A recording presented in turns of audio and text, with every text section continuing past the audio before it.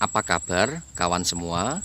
Kita jumpa lagi di channel Koh Acin TV. Rak ndeleng, rak marem. Pada video kali ini kita akan membahas rekomendasi bibit jagung yang paling banyak menghasilkan atau paling menguntungkan. Bibit apa itu? Kita akan bahas selengkapnya hanya di channel Koh Acin TV. Namun sebelumnya kami minta dukungannya dari kawan-kawan semua. Bagi yang belum subscribe, tolong untuk subscribe terlebih dahulu dan bunyikan loncengnya untuk mendukung perkembangan kami di YouTube. Dan juga dengan membunyikan loncengnya, kawan-kawan semua akan mendapatkan update terbaru. Setiap hari video yang kita tayangkan akan ada pemberitahuan. Begitu. Nah, bibit apa yang paling recommended untuk kawan-kawan semua? Nah, jawabannya adalah satu, melihat situasi dan kondisi. Apa itu maksudnya? Adalah lihat musimnya. Jadi lihat musimnya. Satu, apakah musim hujan? Yang kedua itu apakah musim kemarau? Begitu.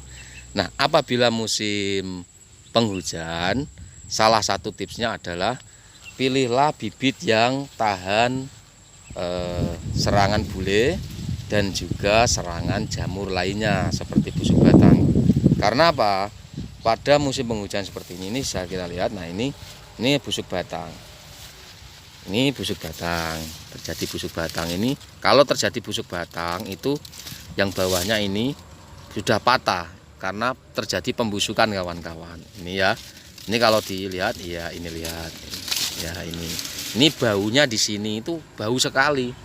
Ini bau sekali karena pembusukan di sini.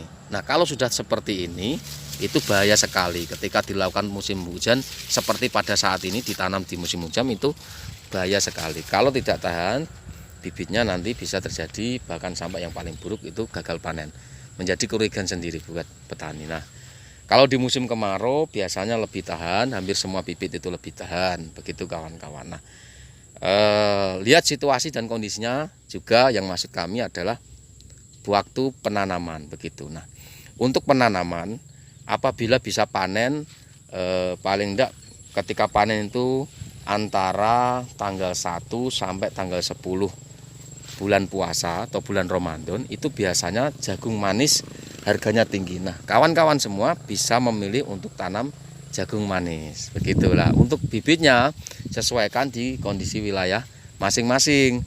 Di daerah Kudus dan sekitarnya itu biasanya yang paling diunggulkan adalah jagung manis jenis Paragon. Nah, kawan-kawan bisa menanam jagung manis jenis Paragon 60 hari sebelum puasa. Gitu. Nah, kalau 60 hari sebelum puasa itu nanti biasanya akan menjumpai harga yang cukup tinggi karena biasanya permintaan meningkat, begitu kawan-kawan. Jadi 10 hari pertama ada bulan puasa. Nah, untuk bibit yang lainnya pemilihan rekomendasi ya, begitu ya. Kalau di musim kemarau itu pilihlah yang rawan, bukan, maksud kami adalah pilihlah yang tahan untuk kekeringan. Begitu. Kalau di daerah kami share banyak yang menanam PC 18, juga Pioneer P21 atau Pioneer P27 itu banyak ditanam di sini. NK dari produknya NK juga NK 212, NK Sumo juga banyak yang ditanam untuk di musim kemarau. Jadi di sini karena memang pengairannya itu dari sungai. Jadi kalau tidak ada hujan, kita airi dengan menggunakan pompanisasi dari sungai. Air giliran ya, itu bergilir dari atas gitu kawan-kawan. Kebetulan lahan kami berada di lahan yang bawah, dataran rendah. Kita biasa mendapatkan gilir dari di Kudus itu ada yang namanya waduk Logung ya. Jadi bendungan Logung. Kita dapat gilir dari sana untuk kebutuhan pertanian di Kabupaten Kudus bagian timur. Kebetulan kita berada di Kudus bagian timur, gitu ya kawan-kawan. Jadi untuk bibit yang saya jelaskan tadi itu ada di yang paling cocok ditanam di daerah Kudus dan sekitarnya itu, khususnya di daerah Kudus ya, biasanya menanam bibit itu. Untuk daerah lainnya itu juga bisa, beda lagi, banyak produk-produk yang lain lagi. Jadi ada Pertiwi 6 dan lain-lain itu juga bisa ditanam di daerah yang lain. Ada juga yang lebih cocok. Tapi kalau ini kita informasikan karena emang di sini yang paling banyak itu rata-rata bibit itu. Nah, kemudian rekomendasi bibit lainnya adalah Pertiwi 3. Nah, Pertiwi 3 itu kenapa kita rekomendasikan? Karena Pertiwi 3 bisa dipanen muda, jadi dijual hijau untuk kebutuhan jagung rebus maupun jagung bakar. Dan juga selain itu pohon jagungnya bisa dibuat untuk pakan ternak.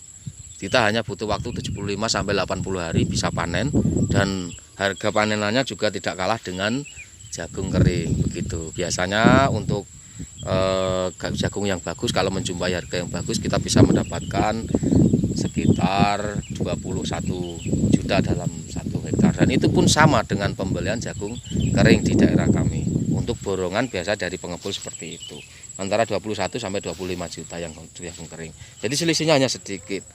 Kita juga kalau jagung Pertiwi 3 itu apabila tidak bisa dijual hijau, kita juga bisa dijual kering juga, ini bisa juga gitu. Jadi untungnya 2 kali.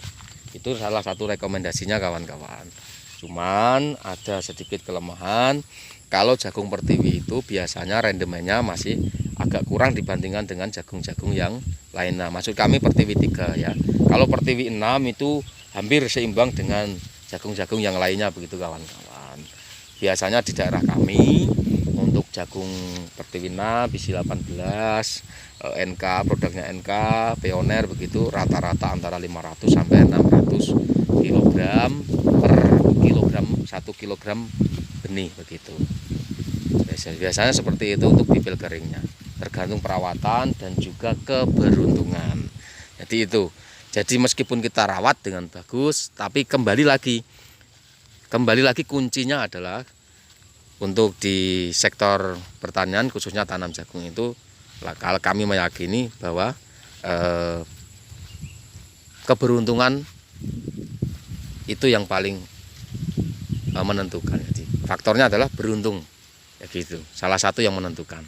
Selain dari perawatan yang bagus, dari pemupukan yang baik, pengairan yang maksimal, dan juga perawatan menggunakan insektisida maupun fungisida karena biasanya ada serangan ulat ataupun jamur. Begitu ya kawan-kawan. Demikian video ini kami sajikan. Jangan lupa dukung channel Koh Acin TV agar selalu berkembang di YouTube dengan cara klik subscribe dan bunyikan loncengnya untuk mendapatkan update terbaru dari channel Koh Acin TV. Rak ndeleng, rak marem. Terima kasih. Sampai jumpa.